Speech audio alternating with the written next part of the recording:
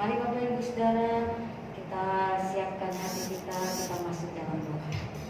Kita mau berdoa apa yang menjadi keinginan kita, apa yang menjadi doamu kepada Tuhan. Biarlah mari Bapak Ibu Saudara sampai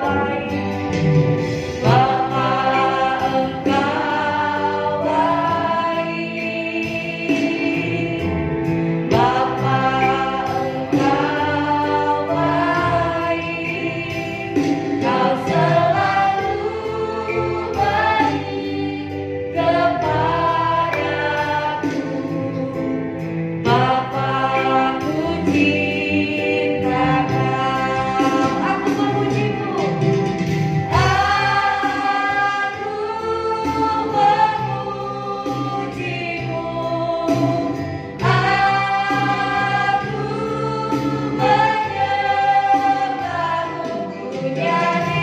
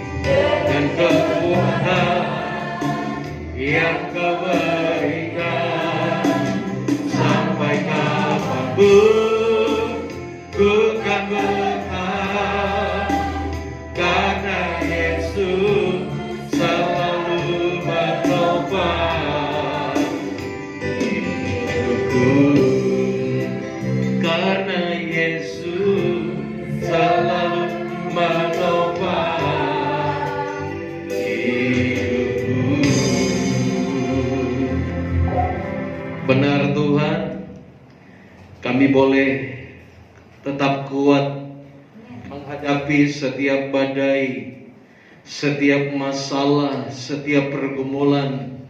Itu bukan karena kuat dan hebat kami, tapi karena kami yakin dan kami percaya bahwa Tuhanlah yang menopang setiap kehidupan kami. Itu sebabnya Bapa di sorga, kami terus menyerahkan kehidupan kami di dalam tangan kuasa-Mu. Biarlah Tuhan terus memberikan kami kekuatan dan kemampuan untuk menghadapi situasi yang semakin sulit ini. Kami percaya ketika kami berjalan bersama Tuhan, maka kemenangan itu menjadi bagian kami. Saatnya kami mau duduk diam dengar firman-Mu, dan berbicaralah Engkau ya Tuhan bagi kami. Kami siap dengar firman dalam nama Yesus.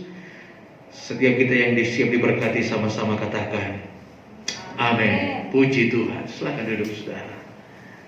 Haleluya. Puji Tuhan. Shalom.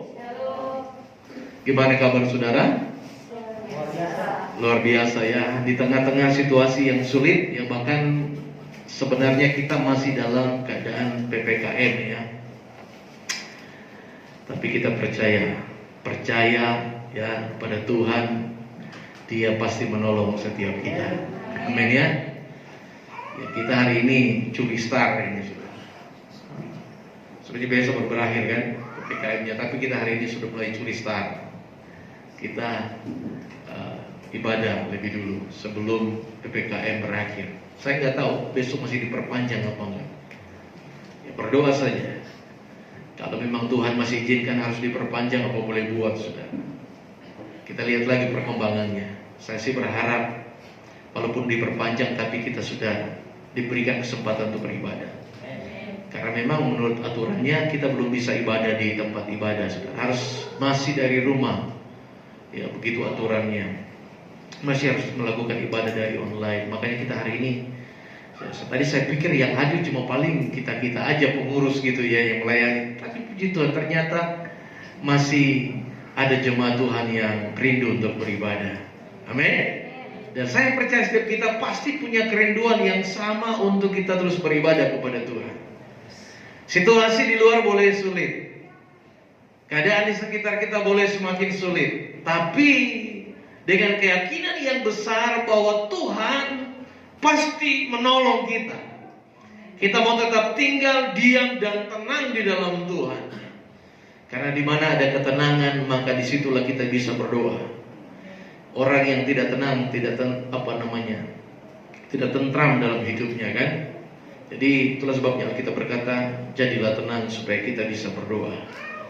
Jadi saudaraku, nah hari ini saya akan masih melanjutkan tema kita di sepanjang bulan Agustus ini, hari kemerdekaan ini, dengan kita mengisinya selalu siap siaga. Jadi tema kita tetap siap siaga, berjaga-jaga. Minggu kemarin khotbah saya di dalam minggu ibadah online, saya tetap menyampaikan tentang berjaga-jaga. Saya nggak tahu saudara nonton atau tidak. Saya berharap selalu ikuti ya nontonnya. Tapi nggak bisa dipaksa juga masalah data Pak. Oh iya, data juga mempengaruhi kuota gitu kan. Ya harus dimaklumi, nggak bisa dipaksa. Ya memang keadaan situasinya memang seperti itu. Keadaan semakin sulit. Ya tapi percayalah bahwa di tengah-tengah situasi yang sulit, asalkan kita masih tetap tinggal tenang di dalam Tuhan, pasti ada pertolongan. Ini yang saya mau bagikan buat kita siang hari ini. Dalam durasi waktu kurang lebih kita ibadah hari ini 1 jam saja. Saya bilang hari ini kita ibadah 1 jam. Minggu depan kita lihat kalau ada kelonggaran baru kita masuk lagi 2 jam. Baru boleh isi kesaksian pujian, gitu ya. Hari ini 1 jam saja cukup, ya. Nah, Bapak Ibu Saudara baik. Hari ini saya akan sedikit berbagi tentang firman Tuhan. Kembali melihat situasi yang pernah terjadi di dalam Alkitab sama seperti yang kita alami saat ini. Situasi pada waktu itu juga dalam keadaan yang sulit, tetapi berbeda konteksnya dengan kita yang hari ini. Kalau situasi yang terjadi hari ini dimulai dari wabah penyakit sampar, saudara, yang berdampak pada semua bidang. Dari wabah terus berkembang sampai ke kanker. Nah, saudara tahu kanker ya? Kantong kering. Jadi dari wabah berdampak pada kanker, saudara. Saya nggak tahu kanker saudara sudah stadium 3 atau apa. Tapi percayalah saudara, saudara, Tuhan tidak pernah berdusta atas kita. Amin. Di tengah-tengah situasi yang sulit, saudara masih bisa makan, masih bisa tidur. Puji Tuhan.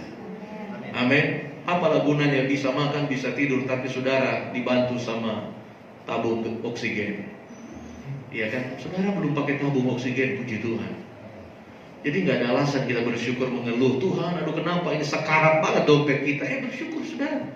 Sekarat-sekaratnya dompet kita masih belum pakai tabung oksigen, saudara. Amin. Jadi dalam situasi apapun kita harus tetap bersyukur. Nah, dalam Alkitab dikisahkan ada satu keluarga. Nah, bicara keluarga, ada satu keluarga yang punya masalah besar karena dihimpit ekonomi. Ini masalah kanker, saudara. Stres berat karena keadaan melanda bangsanya. Bukan cuma satu keluarga yang mengalami pergumulan yang sulit, tapi satu bangsa. Bukan cuma satu bangsa, bahkan seluruh dunia mengalami kegoncangan itu. Kesulitan ekonomi, susah mendapatkan pekerjaan, susah mendapatkan perbekalan makanan dan sebagainya. Sehingga mereka bilang, aduh kita nggak bisa tahan, kita nggak bisa diam, kita harus keluar. Padahal Tuhan bilang, diam, tenang. Padahal Tuhan udah bilang, kamu diam, tenang. Tapi karena situasi tidak menjadikan mereka menjadi tenang, tidak menjadikan mereka diam, tetapi justru mereka galau, mereka panik, mereka putus asa, mereka berdoa, seakan-akan doanya tidak ada jawaban, sampai akhirnya berkata, ayolah Pi, kamu gimana sih sebagai laki-laki? Laki-laki sasaran. Iyalah, konsekuensi kan bagi laki-laki sebagai kepala keluarga kan. Sampai suruh jadi laki-laki, terima tuh akibat. Jadi jangan mengeluh sebagai laki-laki kalau pasangan kita nuntut. Karena memang tugas kita cukupi kebutuhan keluargamu. Ya iya kan. Kan hukum yang diberikan Tuhan kepada Adam. Iya kan? Perempuan hukumannya kamu akan susah bersalin, gitu kan? Laki-laki akan bersusah payah mencari kebutuhan hidup. Jadi nggak usah mengeluh. Nah, akhirnya suaminya berpikir, iya juga sih, daripada kita mati begini, udah kita keluar. Saudara, padahal Tuhan bilang jangan, tetap diam di tanah yang kujanjikan. Tetap diam, karena di tanah yang kujanjikan pasti ada pemeliharaan Tuhan. Tapi apa yang terjadi, saudara? Keluarga ini tidak mau dengar firman Tuhan. Dan apa yang terjadi? Mereka meninggalkan daerahnya, meninggalkan negerinya yang dijanjikan Tuhan. Haleluya. Ya, kita buka dalam Rut pasal 1 ayat yang ke-21. Satu yang sudah pegang Alkitab boleh. Rut 1 ayat 21 dikatakan apa? Dengan tangan yang penuh aku pergi, tetapi dengan tangan yang kosong Tuhan memulangkan aku. Mengapa kamu menyebutkan aku Naomi? Karena Tuhan telah naik saksi menentang aku. Yang Maha Kuasa telah mendatangkan malapetaka kepadaku. Wow. Dengan tangan yang penuh aku pergi, tetapi dengan tangan yang kosong Tuhan memulangkan aku. Sampai situ. Dengar baik Bapak Ibu ayat ini. Di tengah-tengah krisis, di tengah-tengah pergumulan, di tengah-tengah kesusahan, waktu dia ninggalin yang namanya negeri yang dijanjikan Tuhan, yaitu Bethlehem, saudara, mereka pergi dengan keadaan tangan yang apa, saudara? Penuh. Betul kan? Artinya waktu mereka meninggalkan keadaan yang sulit itu mereka nggak susah-susah amat. Saya nggak tahu tangan yang penuh ini mungkin bicara juga kantongnya penuh mungkin. Iyalah mau pergi ke sana kalau nggak ada modal gimana gitu kan? Dalam keadaan penuh, saudara. Artinya di tengah-tengah situasi yang sulit pun sebenarnya pemeliharaan Tuhan masih ada buat keluarganya. Tuhan nggak bikin kosong, masih ada. Tapi lihat saudara ayat yang selanjutnya, tetapi dengan tangan yang kosong Tuhan memulangkan aku. Artinya begitu pulang dari perantauan nggak punya apa-apa. Artinya lebih menderita. Oke, saya akan kembali dari kisah cerita ini. Cerita ini dimulai dari kisah keluarga Elimelek dan istrinya bernama Naomi. Ini satu keluarga. Jadi mereka dilanda satu masalah, satu keadaan karena ekonomi. Krisis. Karena keadaan itu maka dikatakan mereka meninggalkan Bethlehem. Pergi ke mana saudara? Ke tanah Moab. Begitu ya kata Alkitab ya. Bersama siapa? Dua putra, Mahlon dan Kilion. Anak mereka Mahlon dan Kilion. Sebagai kepala keluarga yang bertanggung jawab menurut dia, ya, Elimelek berpikir, oke lah, saya akan sebagai kepala keluarga, oke lah, kita berangkat sudah berempat, bawa anak dua laki-laki, dengan harapan di sana ada kehidupan yang lebih baik. Padahal janji Tuhan, jangan pernah tinggalkan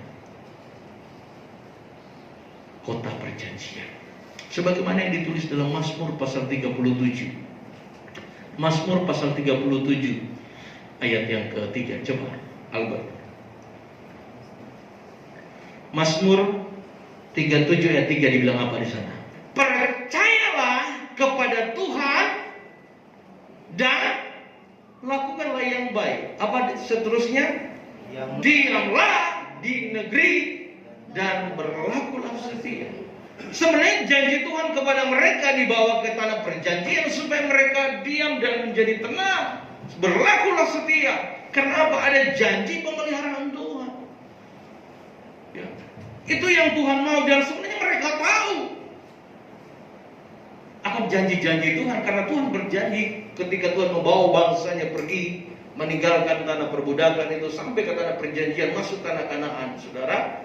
Itu janji Tuhan supaya Tuhan mereka diberkati dan dipelihara Tuhan di sana. Tapi bukan berarti pemeliharaan Tuhan itu tidak ada ujian, ya kan? Ada ujian, tapi tetap ada pemeliharaan Tuhan. Makanya dikatakan ketika mereka keluar pun tadi dalam ayat yang kita baca, mereka pergi bukan dengan tangan kosong, tapi tangan apa tadi dikatakan? Penuh. Artinya dalam keadaan yang diberkati sebenarnya.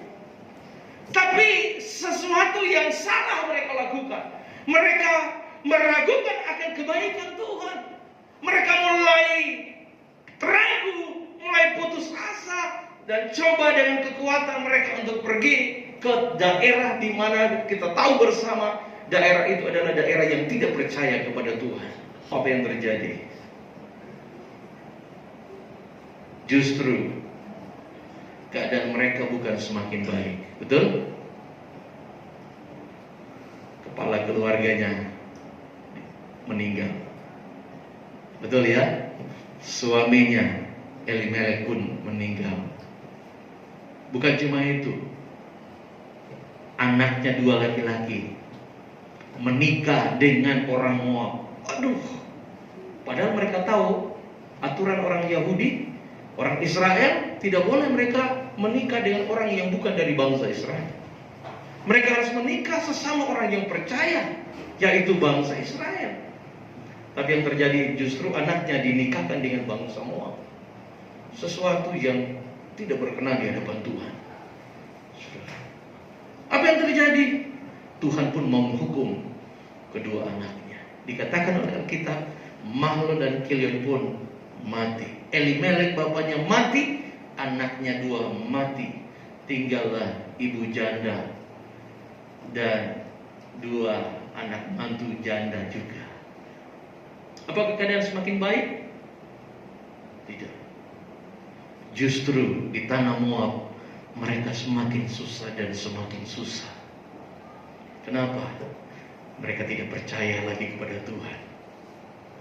Mereka tidak diam di negeri yang telah dijanjikan oleh Tuhan. Amin. Amin. Mereka tidak berlaku setia kepada Tuhan. Ini jadi pelajaran buat kita, saudara. Di tengah-tengah keadaan yang sulit, Tuhan mau supaya saudara berjaga-jaga. Keadaan kita siap siaga.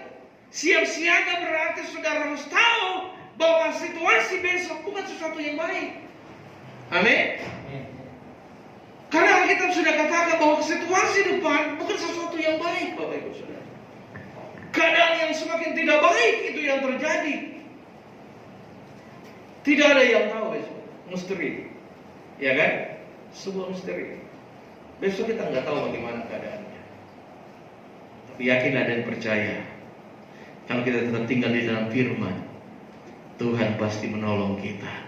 Kalau kita tetap tinggal di dalam negeri, di mana kita dijanjikan oleh Tuhan, di mana Tuhan menempatkan kita, pasti ada berkat dan perlindungan Tuhan buat kita.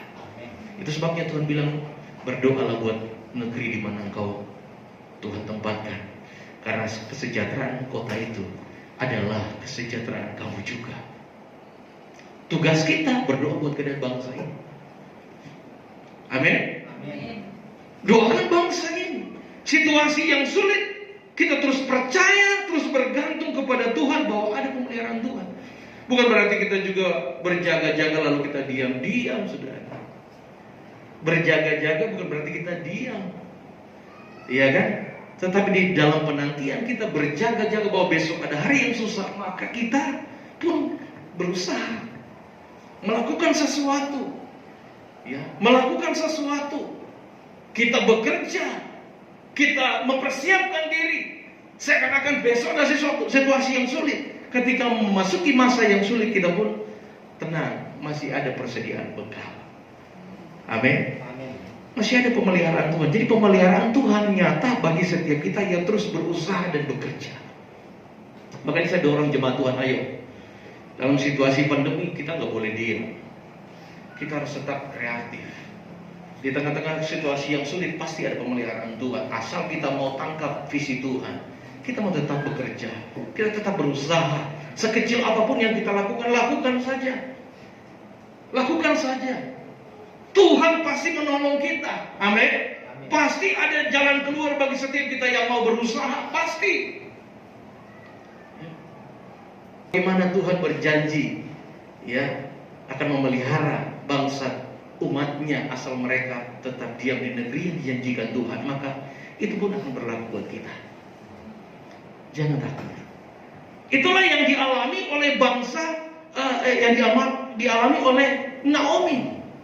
Kehilangan anak, kehilangan suami, putus asa, dan bersyukurnya Naomi tobat. Naomi tobat. Dia nggak sampai mati di situ dalam keadaan yang sulit. Apa yang dilakukan Naomi? Naomi ingat negerinya. Dia ingat di sana ada pemeliharaan Tuhan. Amin. Dan dia tularkan kepada anaknya tentang kebaikan Tuhan itu. Cuma tidak ditulis secara detail dalam Alkitab. Tetapi saya yakin, saya percaya Naomi itu selalu mengajarkan tentang kasih Allah kepada dua mantunya itu. Makanya gak heran, ketika Naomi mau pulang, apa yang terjadi? Dia bilang sama kedua mantu, udahlah, suamiku udah mati, anakku laki dua udah mati, kamu pulang aja ke orang tuamu. Saya mau pulang kampung, karena di sini semakin dunia sekarat. Naomi percaya bahwa pemeliharaan Tuhan pasti ada di negeri di mana dia seharusnya tinggal. Dia percaya sudah. Sehingga dia bilang sama anak mantunya, udah kamu pulang, saya mau pulang kampung. Tapi dengar baik, dari dua anaknya ini ada satu yang bertahan. Siapa dia? Ruth.